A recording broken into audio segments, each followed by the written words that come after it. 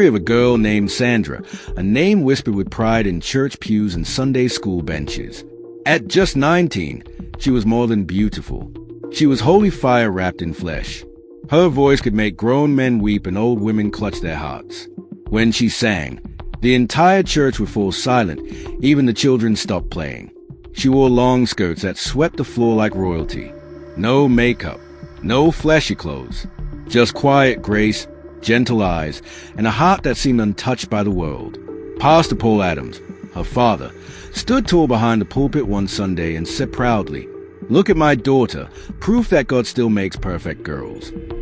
The mothers prayed for daughters like her. The fathers dreamed of sons marrying someone like her. She read the Bible like it was written just for her. She didn't just know verses, she lived them. When her mother fell ill, Sandra didn't run to the pharmacy. She fell to her knees and begged God to heal her. And by morning, her mother was well again. People whispered, "That girl is not ordinary." They weren't wrong, but what they didn't know was that even the brightest stars have shadows. And Sandra's shadow? It had been quietly growing, unnoticed, for years. When she got into university, the whole church celebrated. Her parents bought her a new phone, a small gas cooker, and a Bible with golden edges. As she left home, Pastor Paul laid his hands on her head like a crown and said, "Go and shine for God." She nodded. Her eyes were full of fire. Little did he know, she was already burning. At university, she shared a hostel room with 3 girls, Doris, Amanda, and Lola. They were everything Sandra wasn't. Fast, loud, full of color. They wore short dresses, painted their faces, came back late with fried rice, chicken, and bottles that made them laugh until the walls shook. Sandra kept to herself. She pasted Bible verses above her bed. Be not conformed to this world. Flee from every appearance of evil. Every night, she knelt by her bunk and prayed softly, hands joined, eyes closed. Doris rolled her eyes. Holy Mary has started again. Amanda whispered, "One day she'll join us." But Sandra only smiled and said, "This life won't last. God is watching." Lola laughed and clapped. Clap for her. They mocked her, but she didn't change. She still read her Bible every morning. She still listened to gospel songs before class. She still called her parents every Sunday after service. Her voice, calm, pure, faithful. "Daddy, today's message was powerful. God bless you." Pastor Paul would say, "My child." Even when her roommates talk about the men they met, the money they got, Sandra kept her ears closed. She didn't envy them. She felt sorry for them. Don't you want to enjoy life? Amanda once asked. Sandra looked at her calmly. I'm enjoying life. God is enough for me. They rolled their eyes. Doris muttered, You'll get tired soon. But Sandra was focused. She believed. She trusted. She prayed. Until one day, something shifted. Not suddenly, not violently. Like wind. Quiet. Slow. Dangerous. Everything was fine until one day it wasn't. Sandra sat on her bunk, phone in hand, waiting. No call. No message. No alert from home. She checked her bank account. 0. Her throat tightened. She called her father. No answer. Again. Still nothing. Later that evening, her mother sent a short message. Things are tight now. We'll send money as soon as we can. Please manage. Sandra held the phone like it was fire. Her chest felt heavy. She looked at her food shelf. 1 cup of rice. Half a sachet of salt. No sugar. No milk. Not even a biscuit. That night, she cooked the last of the rice. She ate slowly, eyes closed, lips trembling. Across the room, Doris laughed as she opened a steaming plate of fried rice and chicken. Amanda brought out suya from a nylon bag. Lola danced with a bottle of juice. The smell filled the room like perfume. Sandra's stomach growled like thunder. She pressed her wrapper against her chest and whispered, God will provide. The next day, she borrowed money from a friend. Grace, I'll pay you soon, she said. Grace nodded. No problem, but this is the last one. Please. Sandra used it wisely. 1 packet of rice, some groundnut, 2 sachets of water. That was all. But by the 3rd week, the rice was gone again. Her body felt light. Her steps grew slow. Her eyes looked weak. At night, she couldn't sleep. Her pillow heard her tears. Still, she didn't call home. She didn't want to worry them.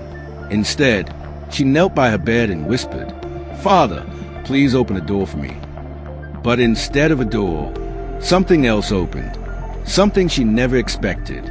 That evening, the room was bright. Music played low. The girls were dressing up again. Laughter filled the air like perfume. Doris danced in front of the mirror holding a glittering gold dress. Then she toned and dropped it on Sandra's bed. "Wear it. Just one night. You'll eat. You'll laugh. No one will touch you. Just look pretty." Sandra looked at the dress. It sparkled like stars. She shook her head slowly. "No, I'm not like that." Doris shrugged. "Suit yourself. Church girl." They went on dressing like movie stars. Red heels, perfume, glowing skin. Then they left. Heels clicking. Sandra sat alone. The light flickered. She picked up her cracked phone. Battery red. No airtime. No credit. Her pads had finished. She folded tissue inside her pant. Her lips were dry. Her stomach growled. She looked at the dress again. It lay there, waiting. She stood, touched the soft cloth, held it close, then whispered, "Only this once." Doris returned minutes later to pick up a forgotten lipstick. She saw Sandra holding the dress and grinned like a cat. "I knew you'd join." Before Sandra could change her mind, Amanda sat her down. "Let's curl your hair." Lola opened her makeup bag. "Don't move. We'll make you look like fire." They worked fast. Brushes, powders, lipstick, perfume. Sandra sat still like a statue. Her heart beat fast. When they were done, they turned a mirror to her. She blinked. The girl looking back had red lips, shiny eyelids, skin that glowed like light. Her dress hugged her like it was stitched for her body. She didn't look like Pastor Paul's daughter anymore. Doris leaned close and whispered, "You look dangerous." Sandra didn't smile. She didn't speak.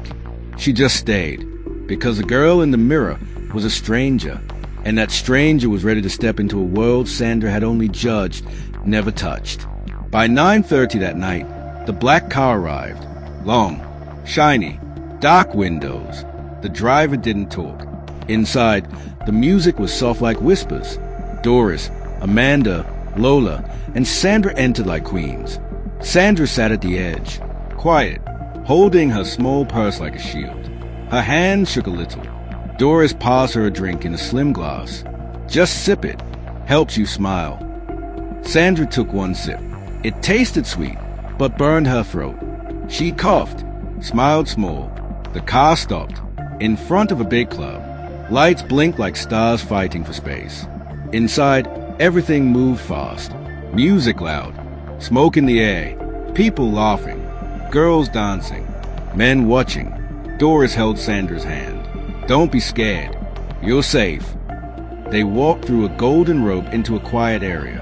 Soft chairs, cold drinks, and one man stood up as they arrived. He was older, beard clean, wristwatch bright like a mirror. His perfume touched Sandra before his words did. "So, you're the pastor's daughter." He smiled slow, too calm, like someone who had done this too many times. Sandra smiled shyly. "This is Philip." They sat today. He poured her a drink. He talked. He asked her questions. Where she schooled, what she liked. He watched her like she was glass, waiting to crack. Sandra laughed at things she didn't find funny. She ate food she couldn't pronounce. She danced a little. When she got tired, he held her by the waist and whispered, "Let me take you somewhere quiet." They left the club. The hotel room was cold. Too cold. Sandra stood in the middle, her eyes wide. The bed was big, the lights dim. Her feet refused to move. Philip reached for her waist. She flinched. He smiled. "Relax." But his eyes were sharp, his hands steady. Inside her chest, her mother's voice rang like thunder. The devil gives with one hand and takes more with the other. Sandra blinked back tears. because this was a price, and she didn't know how to say no. After that night, Sandra didn't cry. She didn't talk about it. She just washed her face the next morning, wore her church dress, went to class like nothing happened. Her roommates looked at her and smiled. She's one of us now. And truly, she was. The next Friday, she went out again. And again. Soon, Sandra no longer sat at the corner watching. She stood in front of the mirror rubbing cream on her legs, sprayed perfume that made boys turn twice. Her dresses got shorter. Her lips stayed red. Her walk became slower, like a cat with a secret. Sandra became two girls in one body. In the morning, same old Sandra, Bible in hand, long skirts, eyes closed in worship. She still shouted hallelujah. But when the sun went down, the other Sandra came out, lipstick red like ripe tomato, wigs in 5 colors, shoes that clicked like a marching band. Now she chose a club. I heard tonight's one is in Lecky. Let's go. Doris looked at her with wonder. Amanda nodded in respect. Lola whispered, this girl has changed. Sandra didn't need help anymore. She had perfumes her mother never bought, 2 phones, gold earrings, designer bags. She no longer asked her parents for money, and that made them proud. Her father asked, you're doing fine. Yes, Daddy, God is good. Her mother said, you're not lacking. No, Mommy, I'm even helping others. And they believed her, because Sandra had always been that child, the obedient one, the pure one. So they didn't ask questions. They didn't notice the cracks, the way her voice changed, the way her replies became shorter. Who would suspect a girl that still quoted Psalms? Who would question a daughter that still prayed in tongues? Nobody. Not her lecturers, not her neighbors, not even her closest friend Grace, not to talk of her parents. And that was a mistake, because even when she came home during holidays, she knew how to act. Long skirts, no makeup, hair tied in a bun, morning devotion before anyone else, quoted scriptures with ease, led children Bible classes. Her parents beamed. Her father would nod. This girl is going straight to heaven. Her mother whispered, you're better than me at your age. In church, she was a star, a light, a flower that refused to wilt. She taught memory verses, sat beside her father, raised her hands, tears rolled. People followed her into deep worship. Everyone loved her. Everyone trusted her. But once she stepped back into campus life, the real Sandra returned. It was addictive. The freedom, the attention, the money, and most of all, the power. Men gave her anything she wanted. Phones, dollars, weekend trips. She no longer needed to pretend. Until school ended, the day she submitted her final project, a strange fear gripped her. Home, where her eyes watched every step, where her father prayed like thunder, where her mother woke at 5 a.m. to sing worship. There were no clothes, no loud music, no soft pillows in hotel rooms, no men calling her sweetheart, no cash dropping like rain. Still, she packed her things and entered the bus. When she reached home, Pastor Paul hugged her tight. Welcome, my jewel. God has spoken. You will now work in the ministry full-time. The youth need your fire. Sandra forced a smile. Yes, Daddy. The next day, she wore her long skate, led morning devotion, read the Bible with power. People clapped. Some cried. Even the elders said, this one is born for ministry.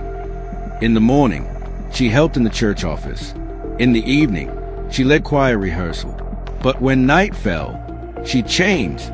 Behind her Bible, behind her prayer robe, she tucked her red dress, tiptoed past her parents' room, sneaked out into the night, like a rat that knew where to find meat. And the streets welcomed her like a lost daughter. Men still called her. Some new, some old. They liked that she was now the pastor's daughter from the city. They paid more, gave her anything. Phones, shoes, secret flights. By morning, she returned home before cockcrow, washed her face with cold water, removed all signs of the night, then stood again behind the pulpit. Clean, calm, holy. Nobody knew. Not her father, Not her mother, not even the people who knelt while she led prayers. But she knew, and every time she lifted her hands to sing, they trembled just a little. Church used to be her hiding place. Now it became her hunting ground. Sandra stood at the front every Sunday leading worship. Her voice still broke hearts. Her hands still rose like a dove in flight. But something had changed.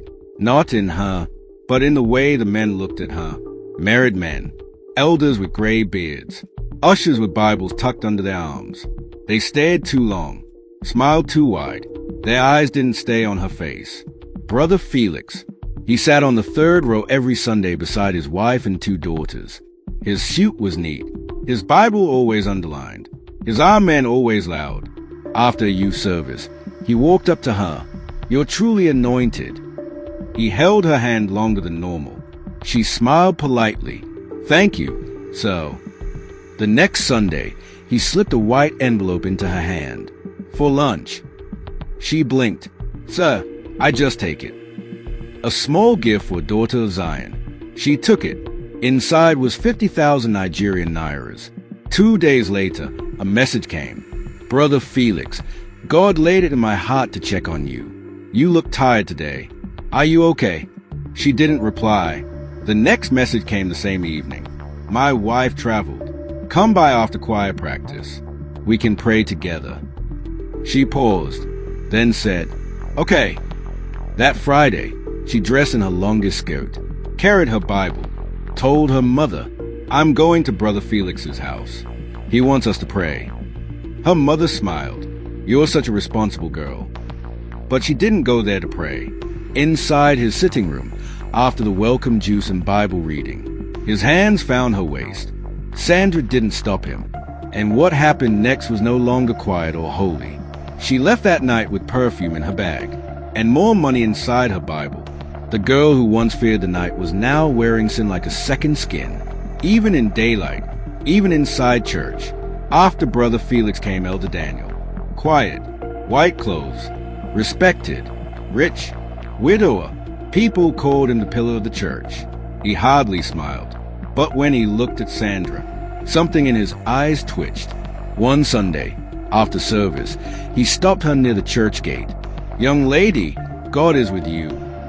"Thank you, sir." That evening, she got an alert. 200,000 Nigerian nairas. From Elder Daniel, the message followed. "If you ever need peace, my house is calm. No noise, no stress." Sandra stared at her phone. Her fingers were cold. She told her parents the next day, "I'll be at Elder Daniel's house. We want to pray for the youth outreach." Her mother smiled and hugged her. "You're always working for God. We're proud of you." Sandra smiled back, but it was a heavy smile, like a pot carrot on the head. At Elder Daniel's house, there was no prayer, just soft music, warm food, and his hand slowly reaching for hers. She didn't stop him. She didn't say no. Then came Pastor Jerry, young, handsome, assistant pastor, full of fire. On the pulpit, people loved him. He called her one Tuesday afternoon. "Let's have a private session, just you and me, to pray and plan." She agreed. That week, she went to his office. It smelled like menthol and fresh books. He locked the door softly. They sat today. He opened his Bible. He read a verse about purity and purpose. Then he prayed. He laid hands on her head. Sandra closed her eyes, but the prayer changed. His hand moved from her head to her shoulders, then slowly down her back. She opened her eyes. He said, "Don't be afraid. This is spiritual covering." Then he hugged her too long, too close, too warm, and she didn't pull away. Not that day, not the next. That night, she got a text. "You are special. God wants to use you, but only in the hands of the right shepherd." Sandra didn't reply. She didn't need to, because by now, the men came on their own. They brought the money, the perfume, the dollars, the gifts, and she gave them silence. Not yes, not no, just quiet eyes and soft smiles. Her parents saw nothing, because they still believed their daughter was in the Lord's hands. Sandra's life became soft, too soft, Like cake left under the sun. 3 phones, none from home. 1 for church, 1 for men, 1 for silence. Shoes from Dubai, wigs from London, bag from stores her mother couldn't pronounce. Dollar slept under her bed, wrapped in old wrappers. Her bank account smiled every week. When she went out, she told her parents, "I'm going for mountain fasting." They believed her. Sometimes she said, "A sister needs deep prayer. I'll be with her for 3 days." Her mother smiled. "You're a good girl." Her father placed his hand on her shoulder and said, "You will take over my ministry one day. I can see it clearly." Sandra nodded, her throat tight. They didn't notice her new phone. They didn't ask about the new perfumes, or the lace dress that cost more than her mother's monthly salary. They didn't ask why she was always tired. Maybe they didn't see the lies, or maybe they didn't want to. Sandra sang in church like before, led the youth with strong fire. But when she closed her door at night and removed the makeup, she sat on her bed and stared at her mirror. She cried, not loud, just soft, silent tears, her chest heavy like stone, her throat dry like sand, her hands shaking. She whispered, "God, are you still there?" No answer came. Only the fan spun above her head, blowing air that couldn't cool her guilt, because deep down, she knew her blessings didn't come from heaven. They came from pockets, and every pocket took a piece of her. One morning, Sandra woke up with a sharp twist in her belly. She rushed to the bathroom and threw up. Her hands held the sink. Her head felt hot. Her knees shook like dry leaves in wind. Her mother knocked gently. "Sandra, are you all right?" "It's malaria, Mommy. I'll be fine." But days passed. She threw up again and again. Her clothes stopped fitting. Her waist refused to stay flat. Her mother watched closely.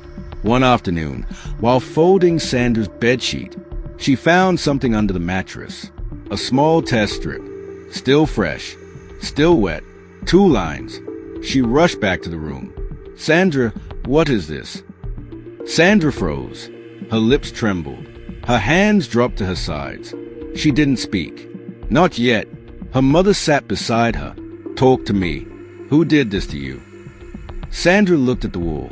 Her heart pounded like a drum in a village festival. Then slowly, her voice broke. "It started in school, when Mommy stopped coming. I was hungry. I followed them. Once. Just once." Her mother's eyes filled with tears. "I tried to stop, but they kept coming. Brother Felix, Elder Daniel, Pastor Jerry." She listed names.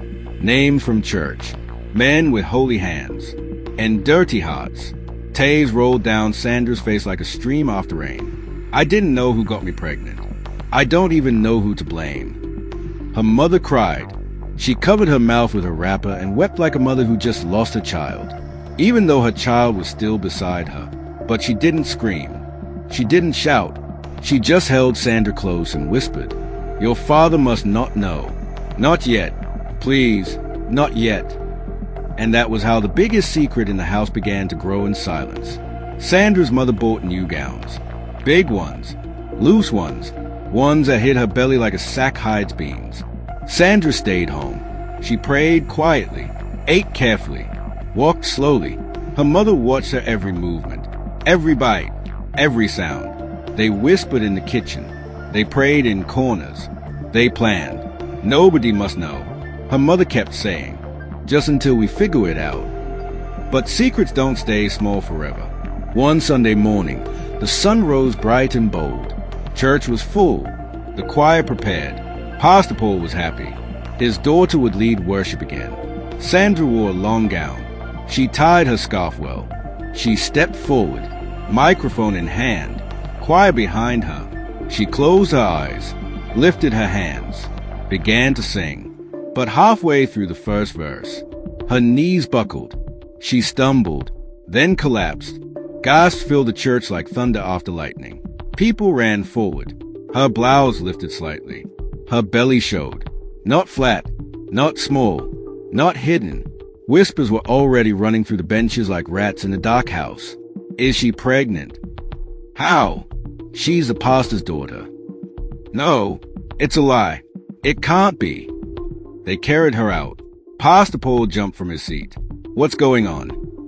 His wife rushed to his side and held his arm tight. "Let's go home. I'll explain." But it was too late. The fire had already caught the dry grass, and the wind was helping it spread. That evening, the church was quiet like a graveyard. No drums, no claps, no hallelujah, just heavy hearts and slow steps. Chairs were arranged in a circle. Elders, deacons, pastors, ushers, members, all waiting, all whispering. Pastor Paul stood in front, shaking his Bible pressed to his chest.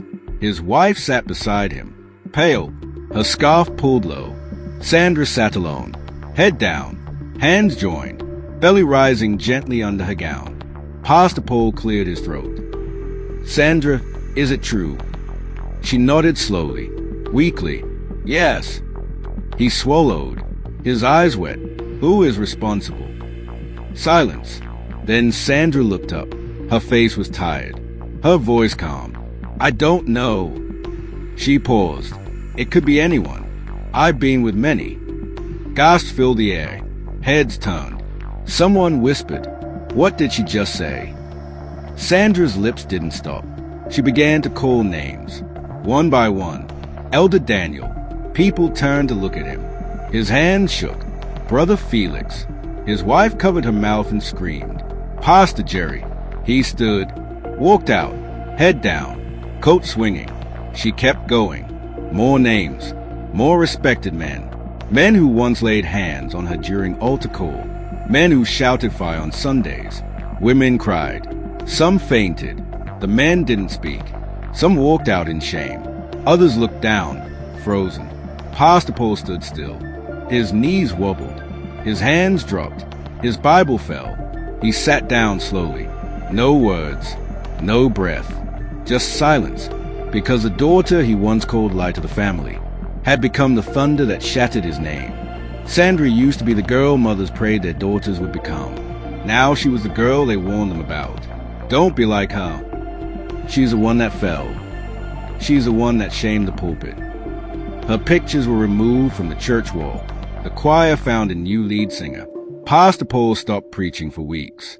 He sat on the front row like a stranger in his own church. His eyes stayed on the floor. His lips stayed shut. Sandra's mother no longer smiled. She no longer joined women's meetings. She no longer walked tall in the market. People looked. People whispered. And she heard every word. Sandra stayed home.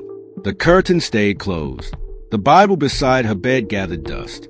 Her belly grew quietly, day by day, like a balloon that refused to burst. She sat alone most times, hugging her knees, staring at the ceiling. The same hands that once lifted in worship now hid her face in shame. The same voice that once shook the church now only whispered to the walls.